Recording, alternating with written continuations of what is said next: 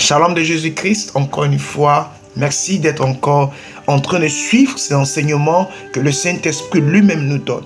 Alléluia. Ce matin, lorsque nous sommes réveillés, le Saint-Esprit a mis quelque chose dans notre cœur. Ça sonnait dans notre cœur qui est « Mon peuple m'a abandonné ». Et nous avons voulu partager ce texte qui parle aussi de ça. Cela se trouve dans le livre d'Ésaïe chapitre 1, du verset 1 au verset 3. Nous lisons s'il vous plaît. Prophétie d'Ésaïe, fils d'Amoz, sur Juda et Jérusalem, au temps d'Ozias, de Jotham, d'Akaz, d'Ézéchias, roi de Juda. Cieux, écoutez, terre, prête l'oreille, car l'Éternel parle. J'ai nourri et élevé des enfants, mais ils se sont révoltés contre moi. Le bœuf connaît son possesseur et l'âne la crèche de son maître. Israël ne connaît rien, mon peuple n'a point d'intelligence. Alléluia. Nous devons savoir que Israël c'est un peuple berger, Alors Dieu utilise ce que Israël sait afin de mieux parler Israël. Pour chaque berger au temps d'Israël, peuvent savoir simplement que lorsqu'ils élèvent des bœufs, ou quelle que soit la bête qu'ils élèvent, la bête arrive à suivre son maître. La bête arrive, même s'il fait tard, à retourner à la maison. La bête, c'est là où elle va se reposer. Et ton Dieu voit son peuple comme une brebis. Il voit son peuple comme un troupeau de moutons, un troupeau de bœufs qu'il faut encadrer, qu'il faut suivre. Alors Dieu se met à la place du berger qui est juif et il parle. Il dit, vous avez des moutons, vous avez des brebis, vous avez des bêtes. Quand vous élevez ces bêtes, vous vous rendez compte que ces bêtes écoutent vos voix, ces bêtes vous reconnaissent, et ces bêtes arrivent à vous. Mais maintenant, en ce qui me concerne, je vous ai élevé aussi. J'ai pris soin de vous, je vous ai donné ce qu'il faut, je vous ai mis au large, je vous ai envoyé même à Canaan, je vous ai délivré de l'Égypte, je vous ai délivré de plusieurs puissances ténébreuses, de plusieurs puissances des hommes, et je vous ai emmené à une position merveilleuse que même plusieurs peuples vous convoitent. Il y a des points qu'il faut savoir ici. Il y a que Dieu dit que son peuple ne le connaît pas. Dieu dit que son peuple l'a abandonné. Dieu dit que les bêtes reconnaissent là où il faut se reposer, mais le peuple ne sait même pas où il faut partir. Disons, s'il vous plaît, est-ce que nous sommes dans le même cas qu'Israël? Est-ce que nous sommes de la même pensée qu'Israël? C'est vrai. Pourquoi? Parce que l'Éternel a béni plusieurs d'entre nous. L'Éternel a fait du bien à plusieurs d'entre nous. Mais est-ce que nous avons le temps pour l'Éternel? Quand il s'agit de la prière, quand il s'agit des cultes, quand il s'agit de faire du bien aux autres, est-ce que nous avons le temps pour l'Éternel? C'est bien. Est-ce que nous avons le temps pour chercher à connaître l'Éternel quand il s'agit des temps d'études bibliques, des temps d'enseignement?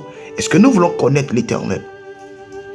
Est-ce que nous avons le temps de revenir là où l'Éternel nous appelle quand il est temps d'aller à l'église ou quand il est temps pour nos heures de prière? Ou est-ce que nous avons rejeté l'Éternel? Où est-ce que nous l'avons placé dans notre vie? Où est-ce qu'on a mis l'Éternel? L'apôtre Paul dit que lui, ce qui l'intéresse, c'est de connaître le Christ. Nous, qu'est-ce que nous pouvons dire? Est-ce que nous cherchons à connaître Jésus-Christ véritablement? Israël n'avait pas le temps pour Dieu. Israël s'occupait à ses propres besoins. Israël partait se prosterner devant d'autres dieux. Comme nous aussi, nous plaçons le football devant Dieu. Nous plaçons les feuilletons devant Dieu. Nous plaçons nos soucis, nos inquiétudes devant Dieu. Nous plaçons nos services, nos travaux devant Dieu. Nos enfants, nos maris, nos épouses devant Dieu. Nos voyages devant Dieu. Nous n'avons pas le temps pour les choses de Dieu. Nous n'avons même pas de l'amour pour consoler les autres. De l'amour pour aider les autres. Nous n'avons même pas le temps pour prêcher. Nous qui avons été avant nous étions zélés pour les choses de Dieu, nous avons refroidi notre zèle. Nous n'avons plus le temps pour aller prêcher. Nous n'avons plus le temps pour faire les choses de Dieu. Nous avons carrément abandonné Dieu. Et c'est ainsi qu'Israël se comportait. Israël abandonnait tout ce qui concerne Dieu. Israël partait à ses champs. C'est pourquoi il a simplement raconté cette histoire, le Seigneur Jésus-Christ, que quelqu'un a fait une fête, il invite des personnes à venir à la fête. Ils disent non, qu'on a le mariage à faire, on a les animaux qu'il faut engraisser, les animaux qu'il faut aller nourrir. Vous voyez un peu le comportement des êtres humains. Et Dieu se présente là, au travers de cette vidéo, comme si Dieu interpellait au travers. Il dit faites attention. Il dit, faites attention. Vous m'avez abandonné. Vous ne faites plus ce que je vous demande de faire. Vous faites ce que vous voulez. Vous vivez comme vous voulez. Il dit, revenez. Il dit, revenez à moi. Comme le Seigneur Jésus-Christ pouvait dire dans le livre d'Apocalypse, reviens à ton premier amour.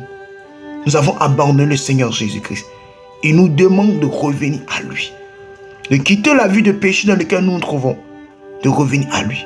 Nous avons toutes sortes de plaintes à faire. Nous nous plaignons pour rien. Nous nous plaignons pour rien inutilement. Nous ne sommes pas prêts à nous plaindre pour la cause de Dieu. Nous réfléchissons sur nos propres besoins.